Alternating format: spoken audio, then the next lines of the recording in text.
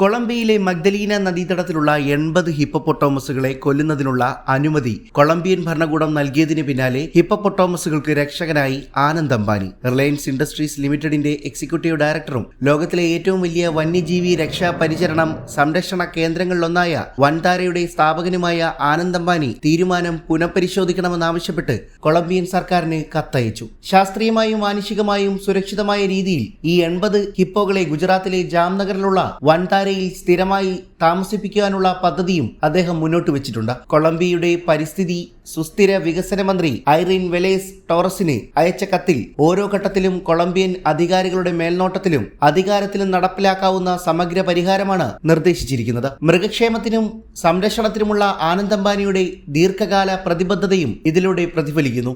ഈ രംഗത്ത് നൽകിയ സംഭാവനകളെ അംഗീകരിച്ച് ഗ്ലോബൽ ഹ്യൂമൻസ് അവാർഡ് നേടുന്ന ഏറ്റവും പ്രായം കുറഞ്ഞ വ്യക്തിയും ആദ്യ ഏഷ്യക്കാരനുമാണ് അദ്ദേഹം.